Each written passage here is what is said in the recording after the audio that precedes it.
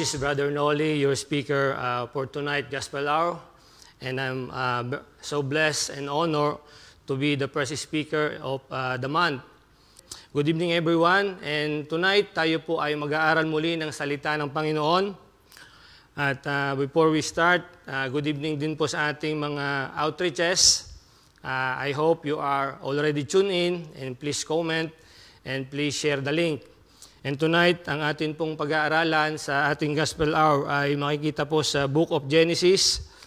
At ito po ay makikita natin sa chapter 3. We will be reading from verse 1 to verse 13. And I hope you will follow. Amen. If you have your Bible, read with me in silent reading as I read our text for tonight. Amen. Genesis 3.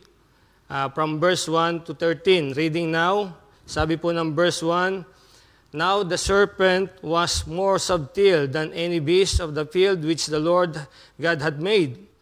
And he said unto the woman, Yea, hath God said, Ye shall not eat of every tree of the garden. And the woman said unto the serpent, We may eat of the fruit of the trees of the garden, but of the fruit of the tree which is in the midst of the garden, God had said, Ye shall not eat of it, neither shall ye touch it, lest ye die. And the serpent said unto the woman, Ye shall not surely die.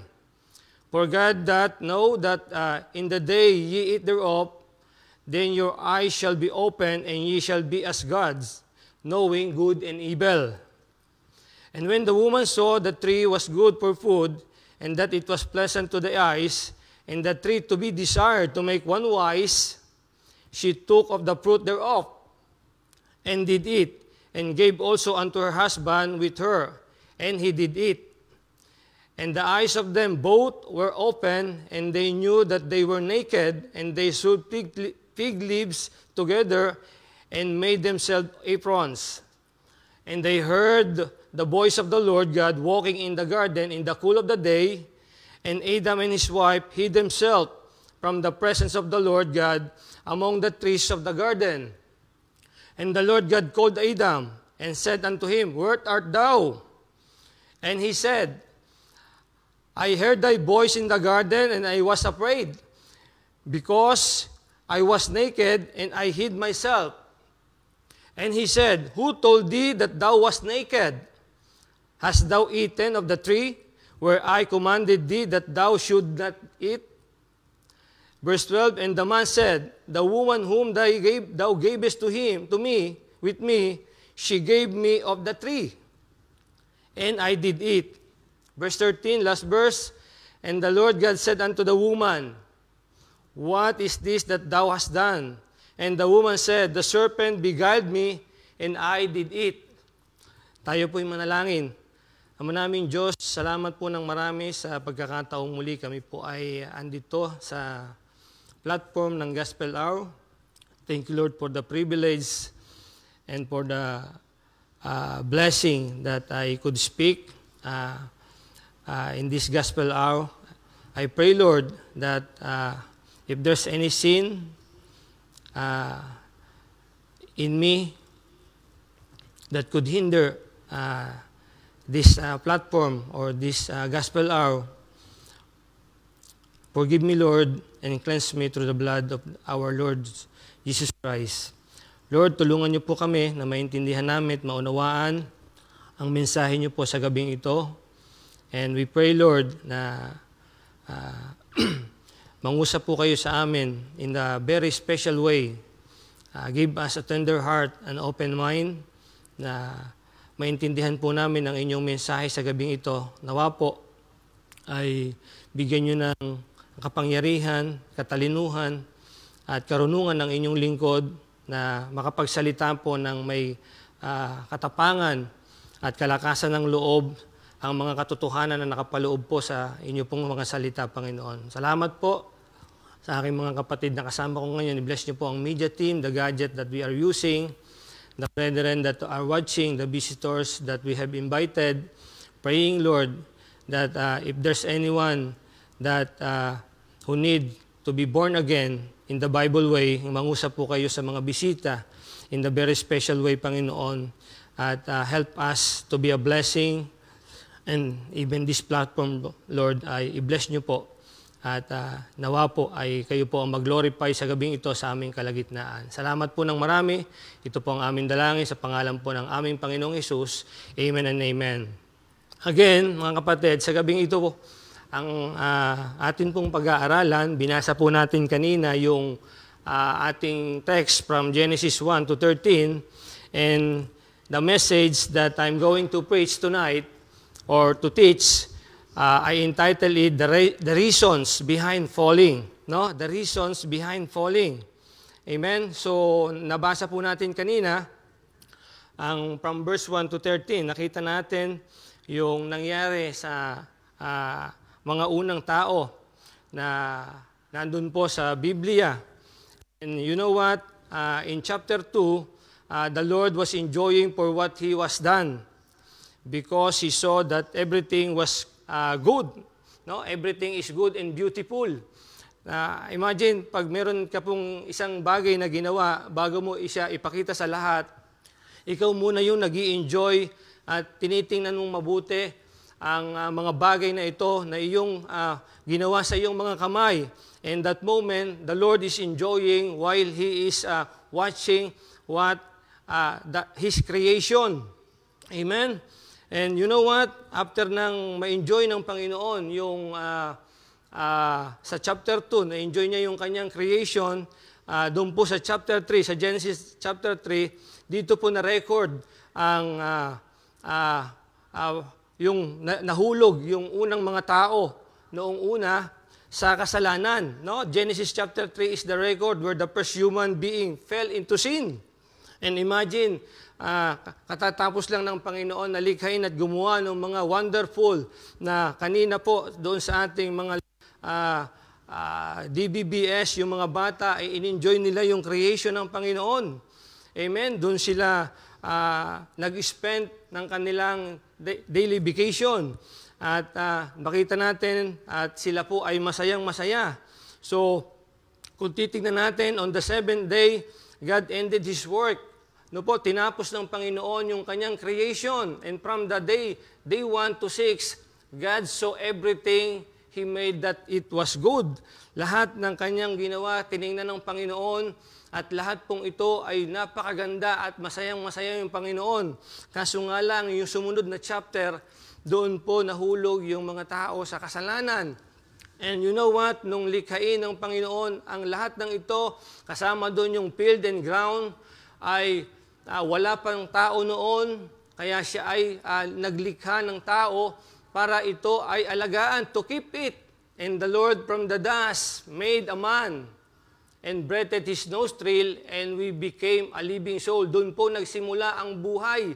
Noong bigyan tayo ng hininga ng Panginoon, we became a living soul when God breathed us, or breathed the first human being. No, hiningahan niya yung nostril nung tao na kanyang nilikha at naging isang living soul.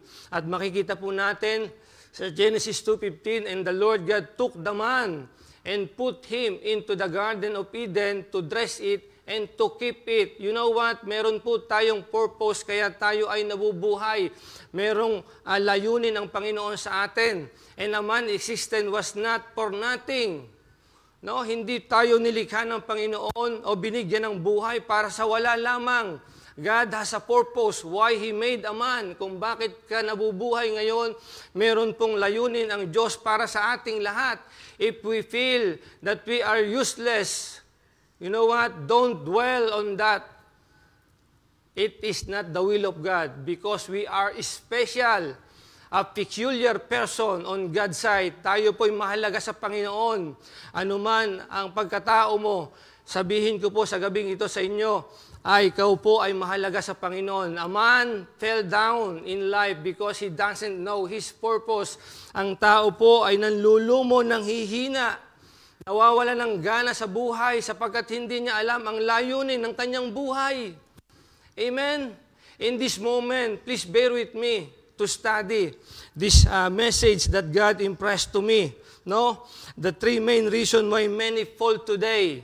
Ito po yung pag-aaralan natin.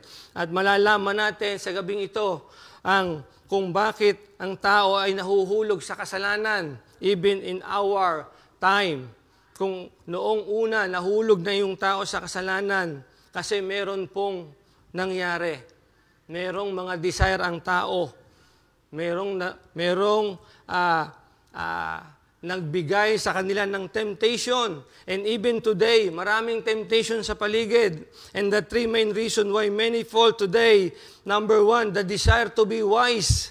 Amen. That is the number one reason na kung bakit yung tao ay nahuhulog sa kasalanan. Imagine, ang tao noon nagmarunong sa Diyos. Sabi sa kanya, huwag mong kainin yan, pero nagmarunong sa Diyos. Ginawa pa rin niya yung hindi dapat. Kung babasahin po natin yung Genesis chapter 3 verse 6, sabi ng Biblia, and when the woman saw that the tree was good for food, and that it was pleasant to the eyes, and a tree to be desired to make one wise, and she took of the fruit thereof, and did eat, and gave also unto her husband with her, and did eat. Amen. We will show here, kapatid, that the woman made a decision outside the will of God. Gumawa po yung babae ng isang desisyon na labag sa utos at sa kalooban ng Diyos dito. Nag-decide siya. Nagmarunong siya sa Diyos dito pa lang sa simula, deciding without consulting God. And His given authority has always the possibility to commit a mistake. Kapatid, mga mahal naming bisita, kung tayo po ay gagawa ng isang bagay at magdidesisyon nang hindi kasama ang Panginoon, meron pong posibilidad na magkamali tayo. Amen? At sana isasama natin yung authority na ibinigay sa atin ng Panginoon. Amen. So in Genesis 2:15 verse 18, the Lord said, and the Lord God took the man and put him in the Garden of Eden to dress and keep it. Makikita po natin dito na merong layunin, may gustong ipagawa ang Panginoon sa tao. No? Alagaan yung garden na kanyang ginawa at ito ay kanyang, doon siya mananatili upang ito ay bantayan. And the Lord God commanded a man saying, nag-utos yung Panginoon, of every tree of that garden, thou mayest freely eat. No? Hindi lang basta pabantayan, pero yung mga bagay na nandoon, pwede mong kainin. Yung mga bunga ng puno na nandoon, ng mga halaman, pwede mong kainin ng libre. Amen? Look at the wonderful grace of the Lord. But the tree of the knowledge of good and evil, pero merong pasubali, thou shall not eat. Huwag mong kakainin yung puno ng knowledge of good and evil. No? For in the day thou eatest thereof, thou shalt surely die. At mayroong ding warning na kasama. Amen? Pag kinain mo yan, ikaw ay siguradong mamamatay. Yung punong yan. And the Lord God said, it is not good the man that should be alone. I will make him an helpmeet. But the sad thing, yung helpmeet na ibinigay sa kanya ng Panginoon, yun po yung naging dahilan kung bakit kinain nung lalaki o ni Adan yung bunga nung ipinagbabawal na puno. The command was given to a man. No? Pero, look at this, hindi nabantayan, nawalas sa paningin ni Adan si Eva ng saglit, pero nakagawa na siya ng mali. At ang masakit doon, nadamay pa siya. No? The command was given to a man. His duty is to dress and keep it, the garden. Pero yung oras na yon, alam nyo po, pag nakalimutan natin ng sandali ang Panginoon, doon tayo sasamantalahin ng kalaban. Doon tayo sisingitan ng dyablo. At yun yung nangyari. Nakasingit yung dyablo at natukso si Eva. Amen. Any kinds of God-given responsibility to a man is important. Alam nyo po, mahalaga yung mga ibinibigay sa ating responsibilidad ng Panginoon. In order and to organize it well, we ought to keep it. Kailangan nating sundin para maging in order lahat. Amen. Para maging masaayos lahat ng kautusan ng Panginoon at yung mga bagay na ipinapagawa natin, niya sa atin, kailangan natin sundin kung ano yung ipinapagawa sa atin. Huwag nating papalitan. We don't have the right to change the command. Huwag nating baguhin yung utos ng Panginoon. No? Kasi pag binago na natin yan, nagmamarunong na po tayo. Our desire is to become wise more than God. No? Halimbawa, binigyan ka ng Diyos ng trabaho. No? God entrusted you a job. Ano? Binigyan ka ng responsibility. Binigyan ka ng isang earthly master or employer, sabihin natin. Di ba? Pag nag-apply ka ng trabaho, mayroong mga rules and regulation, mayroong mga time set na dapat ikaw ay papasok sa ganung oras. But you know what? Ngayon, lalo na ngayon, August, wala yung mga amo. Wala yung mga employer natin. Hawak natin yung oras, but I tell you, never make your own time set when to start and to finish. Isipin natin, nakatingin pa rin sa atin yung Panginoon. Never make your own rules. Huwag kang gagawa ng sarili mong regulasyon. Amen? No? Kung ang Diyos ay merong iniutos sa atin na dapat natin gawin, ganun din yung ating mga earthly master. Kaya hindi dapat tayo nagmamarunong at pinangungunahan sila. The desire to be wise more than our employer is not right. Same thing sa Panginoon. Pag ang ating desire ay maging mas marunong pa tayo sa Diyos, pangunahan natin yung kalooban ng Diyos, hindi po yan tama. The decision is not in our hands, kapatid. Wala sa ating kamay yung desisyon. Ang desisyon ay nasa Panginoon pa rin. Wala tayong dapat gawin kundi sundin ang kalooban ng Panginoon. At sa ating trabaho, binabantayan tayo.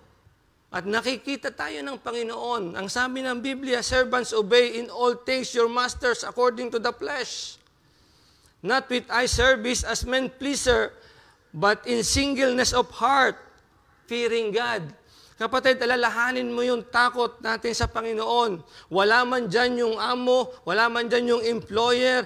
Remember, meron pa rin nakatingin sa atin. Huwag tayong gagawa ng sarili nating regulasyon kahit wala sila.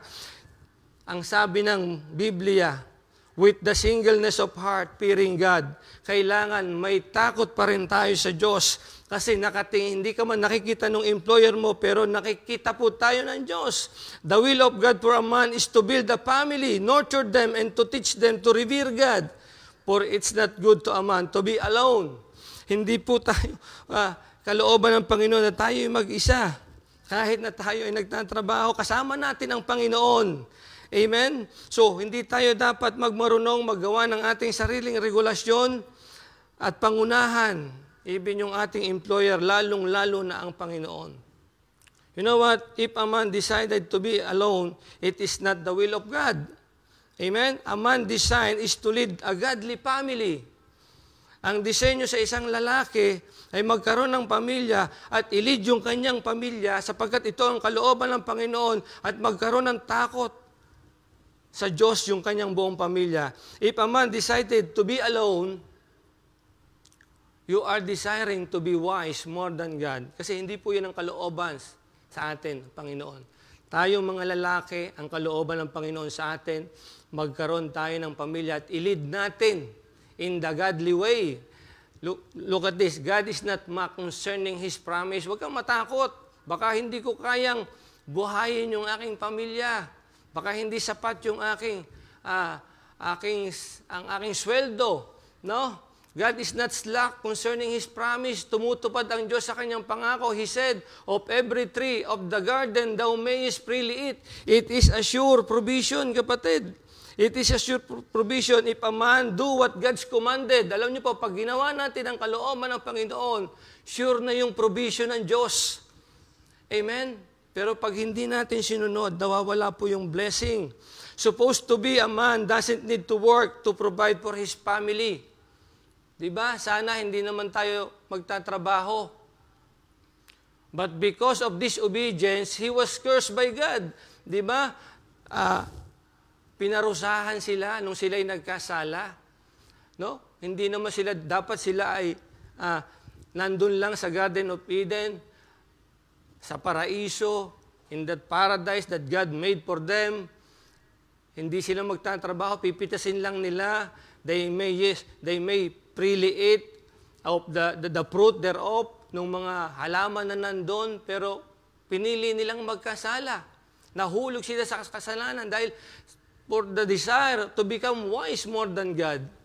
Amen? Pero kung ginawa sana nila at sinunod nila yung utos ng Panginoon na huwag kang kakain, huwag kang hihipo man lang dyan, because the time that you eat that, you will surely die. Pero hindi niya naalala, in that moment, nakapasok po yung dyablo at natukso sila. At narinig nila yung magiging matalino ka. Mabubuksan ang iyong kaisipan sa masama at mabuti. Magiging katulad ka ng Diyos. Yun yung sinabi sa kanila ng dyablo. Sometimes, mga ganitong bagay ang nangyayari sa atin. Natutukso tayo doon sa mga salitang enticing word. Pero nakakalimutan natin yung kautusan ng Diyos sa atin. Amen? So nagmamarunong na tayo, pag nakarinig na tayo ng parang mas mabuti sa atin, ito na ang gagawin ko. Pero hindi lahat po ng maganda ay mabuti para sa atin. Mag-ingat po tayo. No, supposed to be we doesn't need to work, no, to provide for our family because of disobedience. Tayo po ay nagtatrabaho ngayon. Amen. The fruit of desiring to be wise more than God is a curse to work for our living. Isa po ito, no, kasama ito doon sa parusa nung kasalanan na gawa natin ng tao at tayo po umabot sa atin. Nadamay tayo. Sabi sa Genesis 2:17, but of the tree of knowledge of good and evil, thou shalt not eat of it. For the day that thou eatest thereof, thou shalt surely die. The commandment is very clear, thou shalt not eat of it. Huwag mong kakainin yan. Ang sabi ng Panginoon, huwag mo lang naman kakainin yan. Pero natukso, dahil maganda sa paningin. No? Same thing na sinabi ng Panginoong Hesukristo. No, and the Lord shall, sabi ng Panginoong Hesukristo, and thou shalt love the Lord thy God with all thy heart and with all thy soul and with all thy mind and with all thy strength. This is the first commandment, pero hindi natin magawa. No, a simple command that becomes complicated till today. No, sinasabi natin may Diyos tayo, pero hindi natin maipakita ng buong puso ang ating pagmamahal, ng buong kaluluwa at buong kalakasan natin. Inuuna pa rin natin yung ating sarili. Simple lang yung command. Love the Lord thy God with all thy heart and with all thy soul and with all thy mind and with all thy strength. This is the first commandment. Ginagawa po natin komplikado. Kasi nagmamarunong tayo yung desire natin to become wise more than God. Sinusunod natin yung ating sarili. Amen? Because of the desire to become wise of a man, the simplest command of God becomes a burden to everyone. Yung simpleng command ng Panginoon, kung sinunod lang sana nila, wala sana tayong burden ngayon. No? Naging burden sa atin yung kasalanan. Nadamay tayo. We fall because we disobey, thinking that we are more wiser than God. Amen? Sabi sa Romans 5:12 and 14, wherefore, as by one man sin enter into the world, and death by sin, and so death pass upon all men. Kasama po tayo doon. All men, for that all have sinned, at lahat tayo ay nagkasala dahil lang sa isang tao.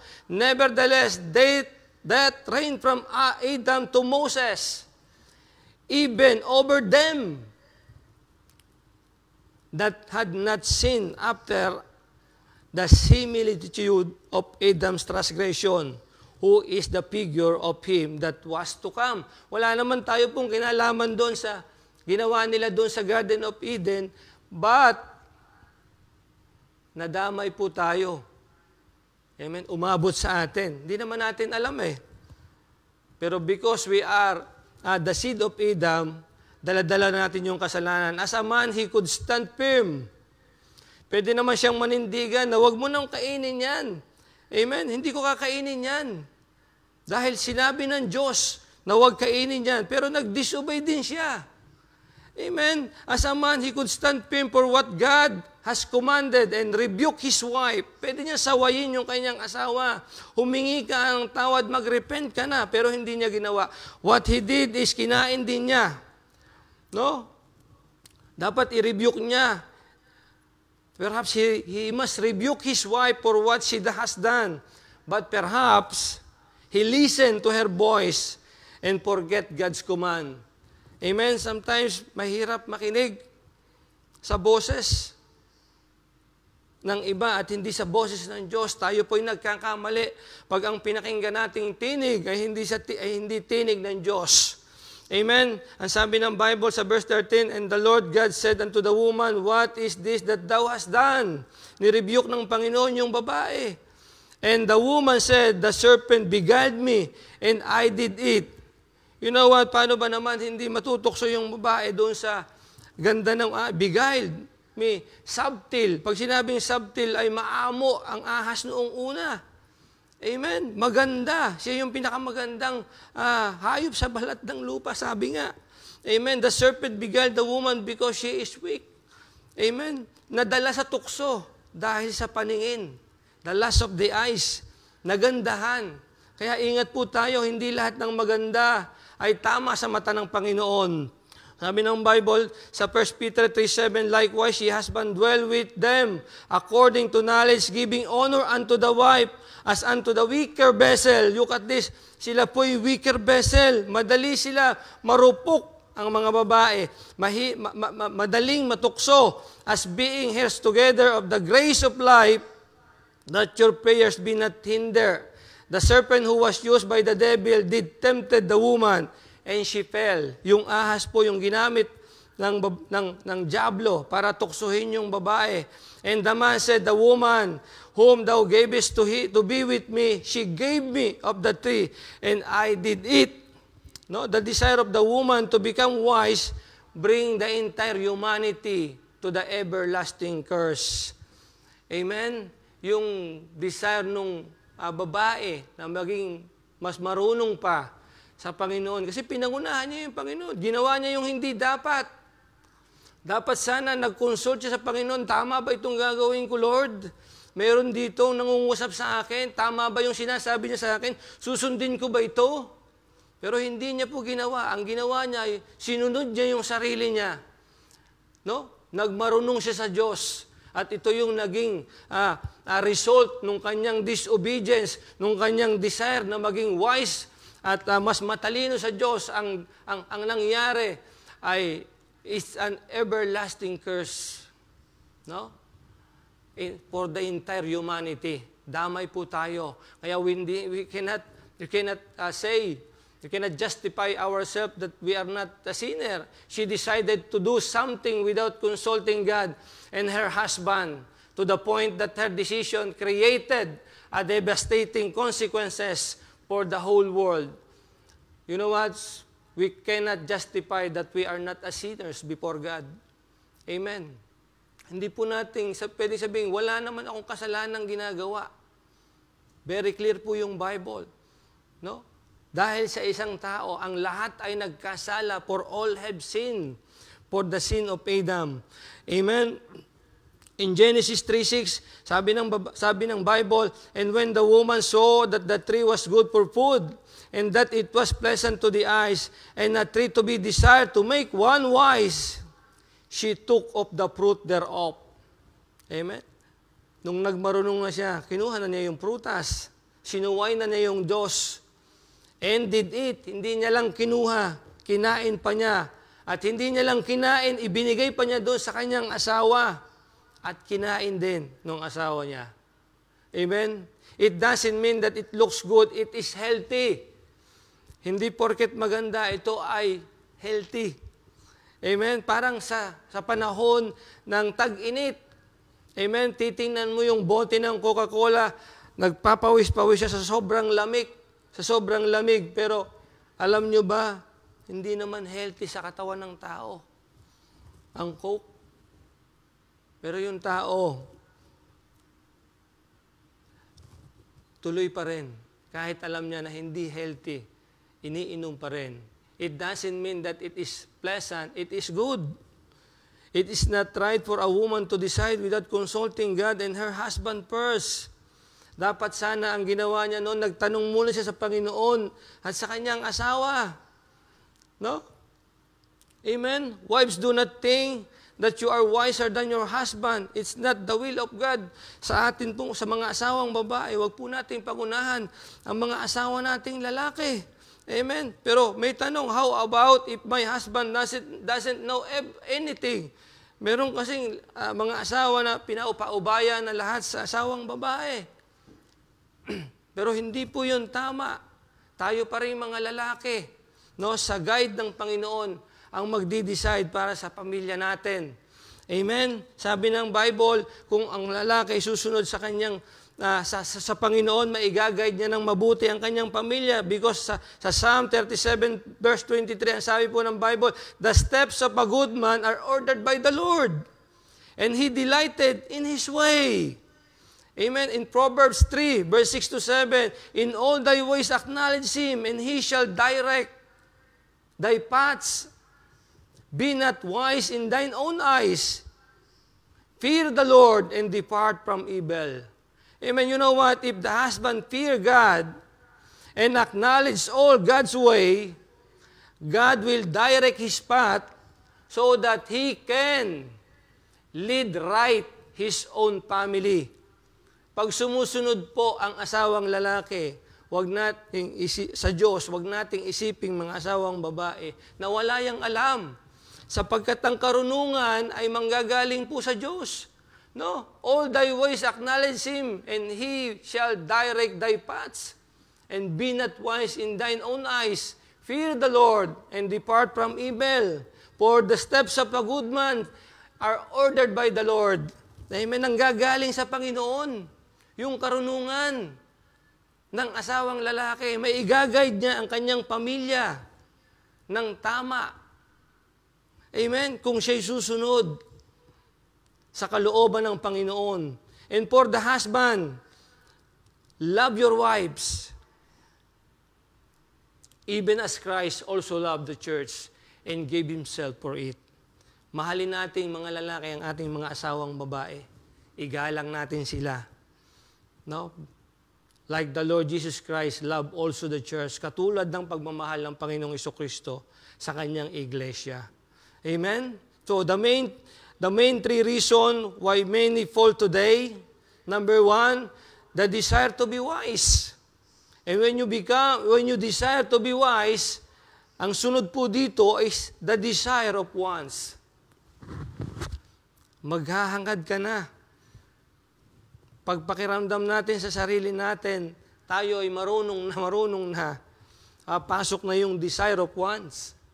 Amen? Look at this. Sabi po ng Bible sa verse 5, for God that not know, in the day ye eat thereof, then your eyes shall be open, and ye shall be as gods, knowing good and evil. Sino po nagsasalita rito? It's the devil. Kinakausap niya yung babae. Look, ito na yung temptation. No? Kinukonvince niya na sige, kainin mo na yan, sundin mo na. O gawin mo na yung hindi tama. No, desiring more than what God has given is evil. Meron ng provision yung Panginoon pero nag-desire pa tayo ng more. Tama? No, in verse 22 sabi ng Bible, and the Lord God said, behold, the man is become as one of us. Nung makita ng Panginoon na pinakialaman ng tao yung bunga ng puno, ng the trees of the knowledge of good and evil, sabi ng Bible, to know good and evil, and now lest he put forth his hand and take also the tree of life and eat and live forever. No? Yun pa kayang kung pinakialaman ng tao yung puno ng the knowledge of good and evil, yung pa kayang puno ng buhay ang hindi nila galawin. No? Dahil ito na yung wants nandun na yung desire. For the Lord is a witness that a man knowing the good and evil can covet also the tree of life and eat and live forever. Kung nagawa ng tao, napakialaman ang ipinagbabawal na bunga, yun pa kayang puno ng buhay ang hindi nila kuhanin. Amen? No, the reality today that everyone has a nature of desiring what they doesn't have. Yun po yung one. Kung ano yung wala ka, yun yung dinidesire natin. Amen? Unsatisfied with the basic. Ito tayo, yung reality. Meron na tayong isang bagay pero hindi pa rin tayo satisfied. That is the desire of wants. We desire more because of discontentment. Hindi tayo makontento kung ano yung pinagkaloob sa atin ng Panginoon. Kung ano yung meron tayo. No? Hindi tayo, alam nyo, it's our nature na tinitingnan natin kung ano yung meron yung iba. We want more. More than what God already provided. Ito yung masakit. For the woman was the first to know about the good and evil, and she shared it to her husband. Unbeknownst to him, she already gave him a problem. Nagkakaproblema po tayo dito pagka yung pumasok na yung desire of wants. Not only for a woman, what we have today is still a dream for others. Alam niyo po, yung meron tayo, maaaring pangarap lang sa iba yun. Kaya sana makontento tayo kung anong pinagkaloob sa atin ng Diyos. No, hindi lang sa babae. Sa lahat sa atin. No? Reality. Ito yung reality ng buhay. Kung ano yung meron yung iba, yun ang hinahangad natin.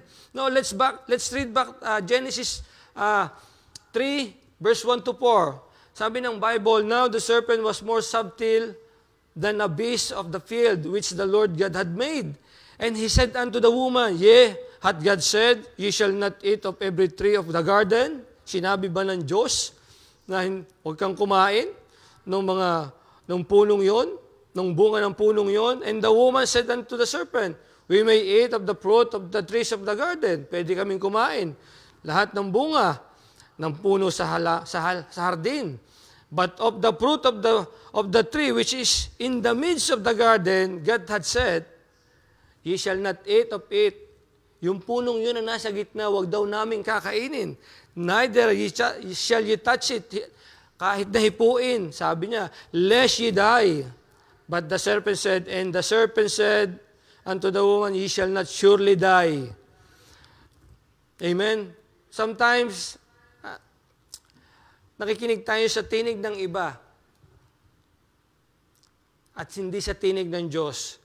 That was the voice of the devil sowing seeds of doubt in the mind of the woman. Nagtatanim siya ng mga duda, pagdududa doon sa isip ng babae. Ay, mahina pa naman yung babae. She is a weaker vessel. Marupok at madaling tuksuhin.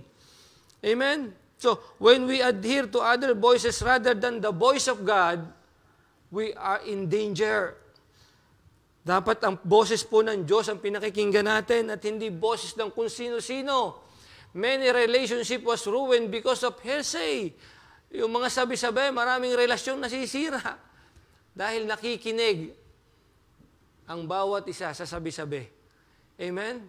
The world is full of material things that can divert your minds to worship the Lord. Punong-puno pa naman ang mundo ng mga bagay na makakapaglayo sa iyo sa pagsamba sa Panginoon. No, the desire of wants can cause a man to fall from godliness to worldliness. Ito pong desire of one ay magiging dahilan na mahulog tayo from godliness to worldliness. Dati kang maka-Diyos, because of wants, kakalimutan mo yung Diyos. Nanaisin mo yung worldliness, yung kamunduhan. The person will forget God because they adhere to the voice of wants. Why? Bakit? The reason why is may mga nakikita silang mga bagay na wala sila sa iba. My friends has properties in the Philippines. Ang tagal ko na sa abroad pero wala pa akong property sa Pilipinas. So kahit linggo, magtatrabaho. Kahit araw ng pananambahan, magtatrabaho. My friend has a new gadgets. My friend has a new car. My friend has the opportunity to travel. Kapatid, hintayin natin yung time na bibigyan tayo ng Panginoon na magkaroon. Huwag nating pangunahan. Because the desire to become wise follows the desire of wants. Amen. Pag nagmarunong ka na, susunod na dito, yung pagnanahangad pa ng mas marami pa. If we doesn't have those material possession, be thankful even more. Kung wala ka ng mga bagay na yun, magpasalamat ka pa rin sa Panginoon.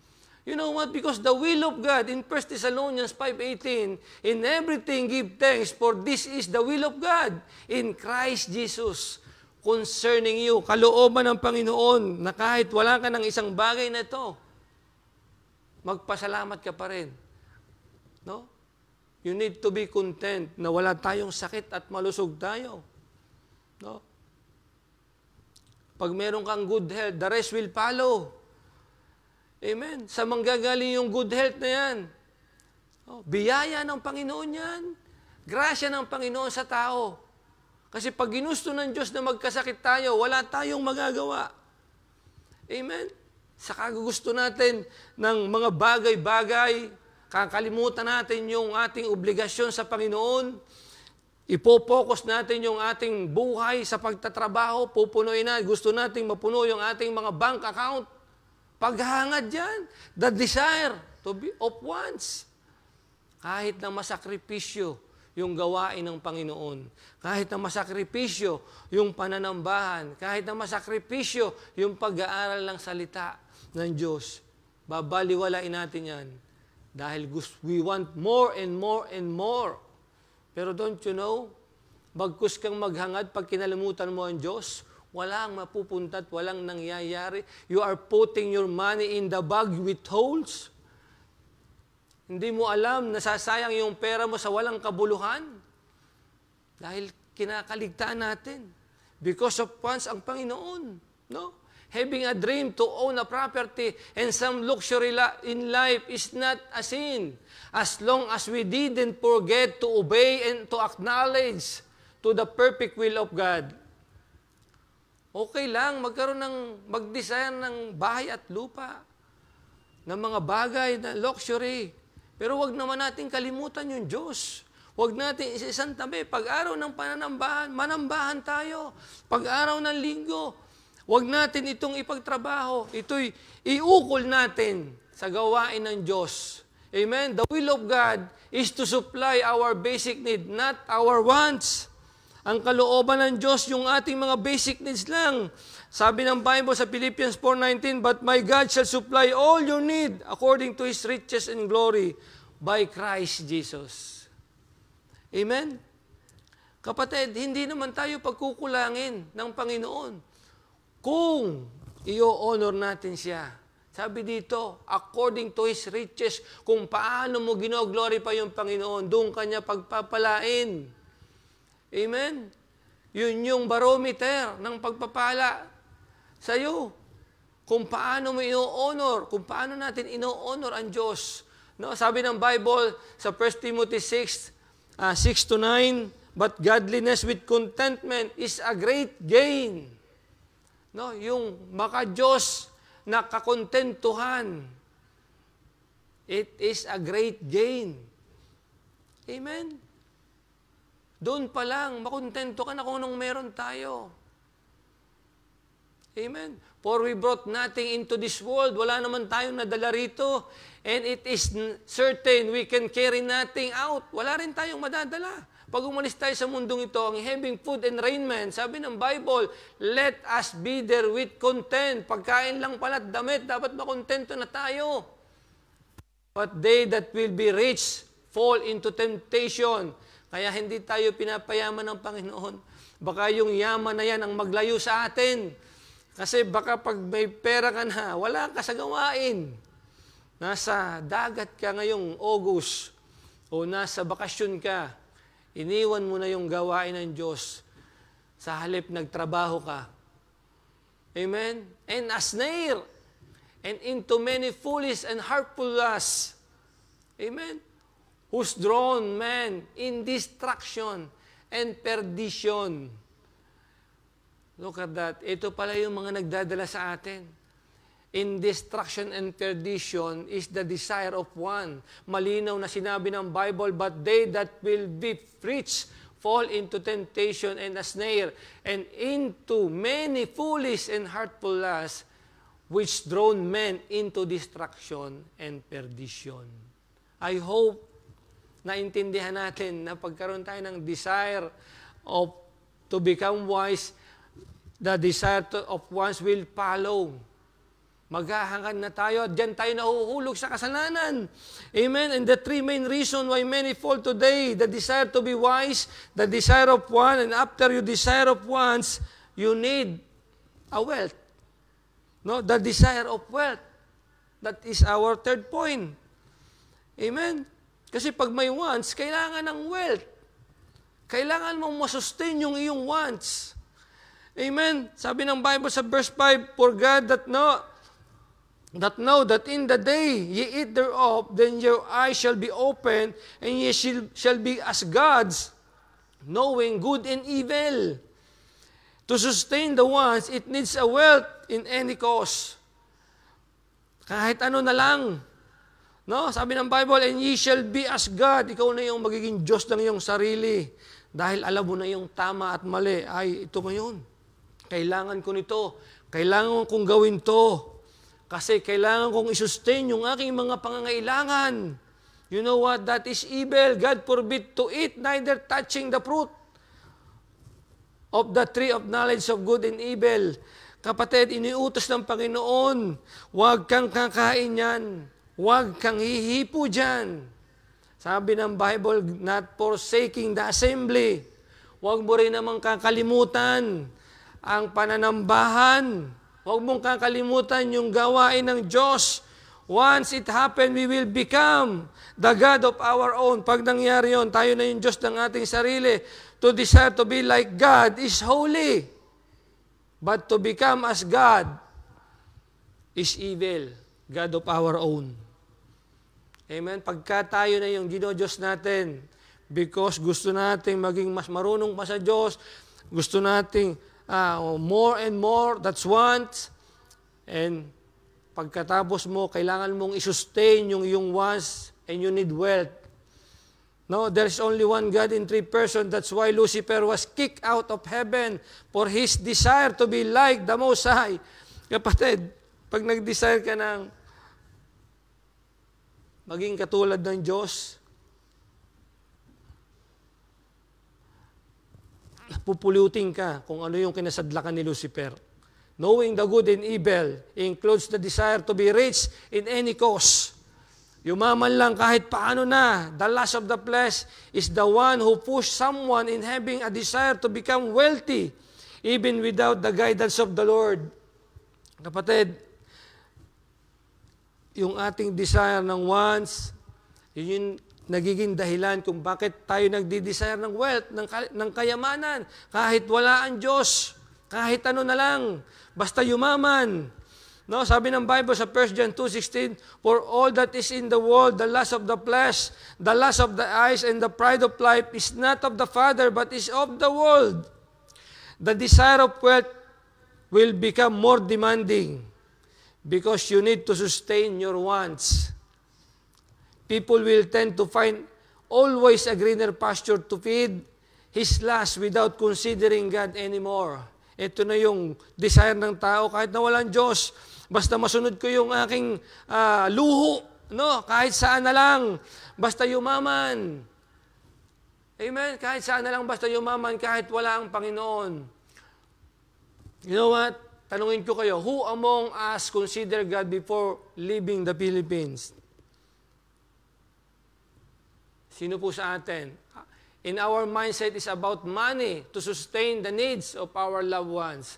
Pero hindi ba natin alam, yung bang pinapadala natin pera, ginagamit ba nila talaga doon sa kanilang pangangailangan to the point that they will not work anymore? Because they also know about the good and evil. Ay, it's good, darating na yung padala. And after nung remittance, they will done or they will do evil. Bakit? Kasi hindi na sila nagtatrabaho. It's easy to do vices. Ipagbibisyo na yan. Total, kasi madaling gastusin dahil hindi nila pinaghirapan. Tayo naman dito. Sa kagustuhan nating umayo sila. Trabaho. Kahit walang Panginoon. Kahit araw ng pananambahan, nagtatrabaho pa rin. Are you sure that your remittance goes only for the good? Know what? The time that Adam and Eve eat thereof, sabi ng Bible, and the eyes of them both were open. Nung kainin nila yon, nabuksan ang kanilang mata. Nalaman nila ang tama at mali. Amen? And they knew that they were naked, and they sewed fig leaves together and made themselves aprons. No, in pursuing our goal without the approval of God, we will find ourselves one day naked. Kung ipagpapatuloy natin yung ating gusto na wala sa kalooban ng Diyos, makikita natin ang sarili natin isang araw, tayo hubad na. Wala nang lahat sa atin. Huhubaran tayo ng kasalanan, pero ang Diyos, pag iyong binalikan at nagsisi, hindi Kanya iiwanan. He made a coat of skin after. Diba? Gumawa ng apron sila. Pero nung ginawa ng Panginoon, pumatay siya ng isang animal. And He took the coat. Ginawa niyang damit. Binalutan niya yung taong nagkasala. Ganon din ang gagawin sa atin ng Panginoon. Kung magsisisi tayo ng kasalanan natin, babalutin niya tayo ng Kanyang katuwiran. Amen. For God so loved the world that He gave His only begotten Son, that whosoever believe on Him should not perish but have everlasting life. The more the works becomes many and salary increases, the more the wants become higher. Kala nyo ba, pag dumami yung kita, ay makakaluwag na kayo, mas lalawang dadami yung inyong wants. Amen? For the love of money, sabi sa Timothy 6:10, for the love of money is the root of all evil. Amen? Which while some coveted after, dito na nagkakamali yung mga tao na nagmamahal sa pera, they have erred from the faith, lumalayo na sila sa pananampalataya, and pierced themselves with many sorrows. Amen? Ang kasunod niyan, puro kalungkutan. In Genesis 3:8, and they heard the voice of the Lord God walking in the garden in the cool of the day, and Adam and his wife hid themselves from the presence of the Lord God amongst the trees of the garden. Alam nyo, pag nakagawa tayo ng kasalanan, laging patago tayo. Paiwas. And the Lord called unto Adam and said unto him, where art thou? Hahanapin tayo ng Panginoon. Pag tayo nagkakamali at nagkakasala, hindi na tayo naghahanap ng Diyos. There is none that seeketh God. Apostle Paul said to the Romans, walang sino man na naghahanap sa Diyos dahil lahat tayo ay makasalanan. Surely will come a time that the Lord will require us to be in front of Him, and we cannot hide from Him. Isang araw, haharap tayo sa Diyos na mabanal at makapangyarihan. Hindi natin maitatago yung kasalanan. At huhusgahan niya tayo doon. For it is appointed to a man once to die, and after that, the judgment.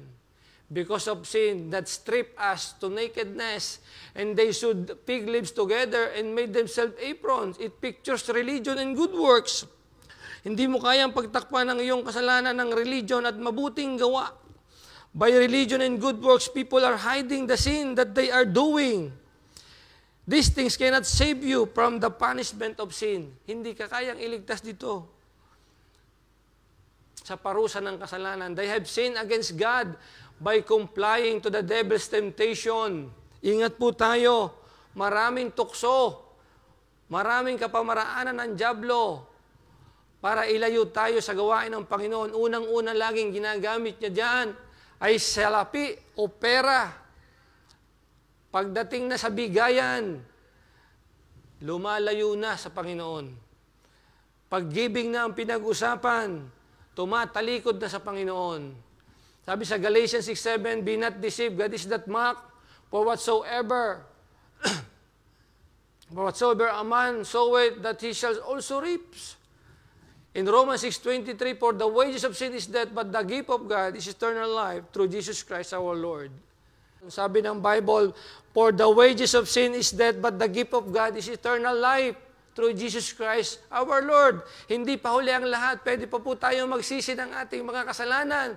I am a sinner, saved by grace. And lahat po tayo, pag wala tayong relasyon sa Panginoong Jesucristo, we are a sinners before God. No, but God is gracious. God is gracious. Sabi ng Bible sa verse 3, chapter 3, verse 21, unto Adam also and to his wife did the Lord God make coats of skin and clothe them. Dinamitan sila ng Panginoon. Amen. After nilang magkasala. So, there is a hope sa Panginoon. Meron tayong pag-asa. No? Tayo man ay makasalanan, meron tayong pag-asa ng kapatawaran. Kung tayo ay magsisisi at tatanggapin si Kristo bilang Diyos at ikapagligtas, despite of a man disobedience, God's made a remedy. Sino yun? By slaying a lamb to give them coats of skin and clothe them. It pictures of sacrifice, of the sacrifice of one man. His name is Jesus.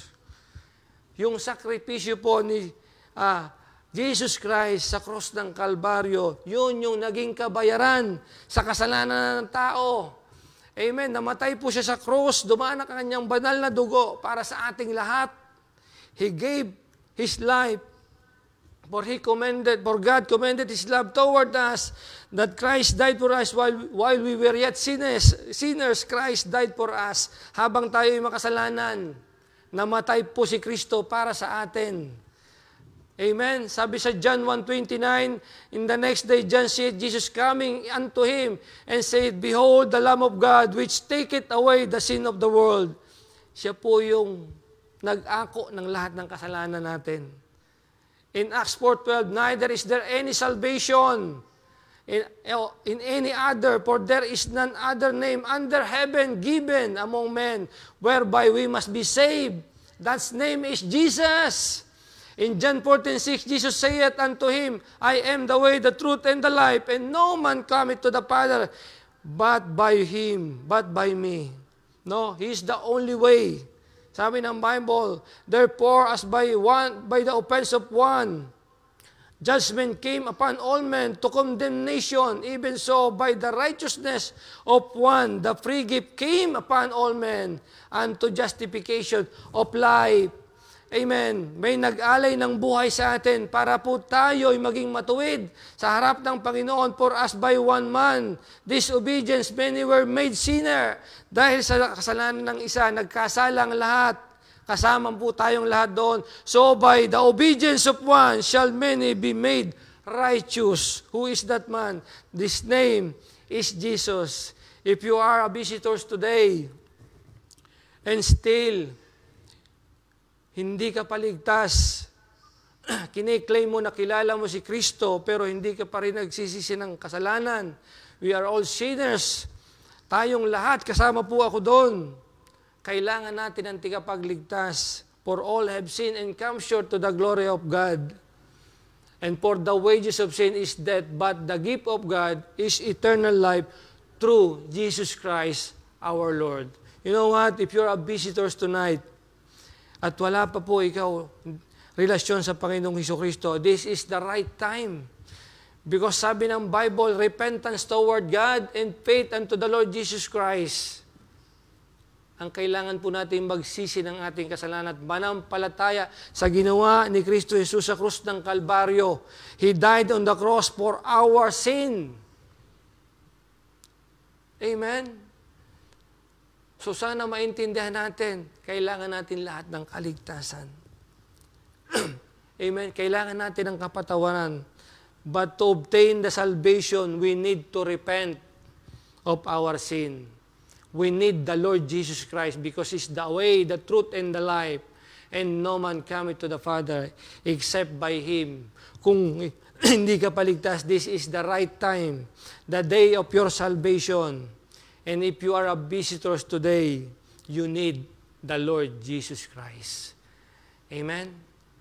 You need the Lord Jesus Christ just for you to go to heaven. And remember, there is only two places. Pag tayo po'y namatay, heaven and hell. At pag hindi po tayo nakapagsisi ng kasalanan, it is default. Lahat po tayo mapupunta sa impyerno. Amen? At kung ayaw mo pong mapunta sa impyerno, this is the right time to repent of your sin. If you want to repent of your sin, follow this prayer. I will guide you, and you will follow me wholeheartedly. If you want to have forgiveness from the Lord Jesus Christ. Amen? Kasi lahat po tayo makasalanan. We cannot justify ourselves na wala tayong ginagawang mali. Because for all have sinned and come short to the glory of God. If you are a visitor today, tonight, follow this prayer. Ama naming Diyos na dakila, salamat po sa gabing ito, sa mensahe na akin pong narinig. I learned the 3 reasons why many fall today, nahuhulog sa kasalanan ang mga tao because of the desire to be wise, the desire of wants, and even the desire of wealth, even the cause na kahit wala ng Diyos, yumaman lamang. Naunawaan ko po, Panginoon, na ako po ay nagkakasala sa inyo sa aking mga ginagawa. I need you as a Savior. Tonight, Lord, ako po ay nagsisisi ng aking mga kasalanan. Inaamin ko po sa aking sarili na hindi ko po kayang iligtas ang aking kaluluwa sa panganib ng impyerno. Ngunit ang sabi mo po, ikaw ang daan, buhay at katotohanan at walang makakapunta sa langit kundi sa pamamagitan mo lamang. Patawarin mo po ako sa lahat ng aking pagkakasala. At sa gabing ito, ako po ay nagsisisi at tinatanggap po kita bilang Diyos at tigapagligtas ng aking kaluluwa. Salamat po sa iyong regalo na buhay na walang hanggan sa langit. Salamat po sa iyong pangako.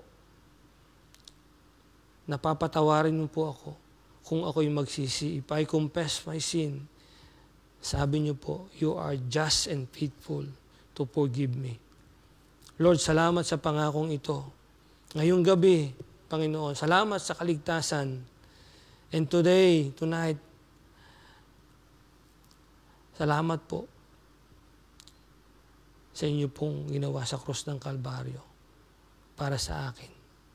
Salamat po ng marami. Tinatanggap po kita bilang Diyos at tigapagligtas ng aking kaluluwa. Magmula po sa araw na ito, ikaw na po ang manguna sa akin. Kumilos ka po sa aking puso't isipan. Tulungan mo po akong gawin ang inyong kalooban mula sa araw na ito. Salamat po ng marami. Ito po ang aking dalangin sa pangalan ng Panginoong Hesus. Amen and amen. If you follow that prayer, sabi po ng Bible, for as many as receive Him, to them gave He power to become the sons of God, even to them that believe on His name. Kung sinunod mo po yung panalangin na yon, ito po yung araw ng iyong kaligtasan. Binigyan ka po ng karapatan ng Panginoon na maging anak niya, sapagkat ang sabi niyo po, sa lahat ng nanampalataya at naiwala sa Kanya, binigyan niya tayo ng karapatang maging anak niya. Today, ito na po yung araw ng iyong kaligtasan, naging anak ka po ng Diyos sa gabing ito. And if you follow that prayer, don't hesitate to declare your faith, and comment there sa atin pong comment box. Brother Noli, I accept the Lord Jesus Christ as my Lord and Savior. Huwag po nating ikahiya. Amen? Huwag nating ikahiya at sabihin natin, i-declare natin yung ating pananampalataya na tinanggap talaga natin ang Panginoong Jesucristo bilang Diyos at tigapagligtas. Don't hesitate. Comment there. I accept the Lord Jesus Christ as my Lord and Savior. Brother Noli, I accept Jesus Christ. Siya na po yung Diyos ko sa aking buhay magmula sa araw na ito. Let's go to our conclusion. The 3 main reasons why many fall today, the desire to be wise, the desire of wants, the desire of wealth, Dito po tayo nahuhulog at nagkakasala sa Panginoon. The reason why men fell into the temptation are those desires that contradict to the perfect will of God. Amen? Tinuruan po tayo ng Diyos na makontento, pero hindi tayo nakokontento. Kaya nga, godliness with contentment is a great gain. Disobedience has a terrible consequences. Privileges from God will be put away from us. Yung mga pribilehiyo po, mawawala sa atin. Kung tayo susuway, no, sa utos ng Panginoon. Many will suffer because of our disobedience. And to avoid all of this, the best way today is to repent from all our sins. No? Para maiwasan natin yan, tama po yung ginawa ng ating kapatid na nag-profess. No? May iwasan mo yung mga bagay na ito kung magsisisi po tayo ng kasalanan. If any wonders sa atin po mga bisita na nag-repent, just say there and comment, Brother Noli, I repent of my sin and I accepted the Lord Jesus Christ. Heaven is rejoicing. No? Kahit sa isang kaluluwa na nagsisi ng kasalanan. If you want that heaven will be rejoiced dahil sa'yo, you need to repent. Amen? Praise God for the two profession of faith. Amen? And salamat sa ating mga visitors na nag-tune in. And dito po natatapos yung ating Gospel Hour. And so marami pong salamat sa inyo. And I hope na blessed po tayo sa gabing ito. And praise God for the message.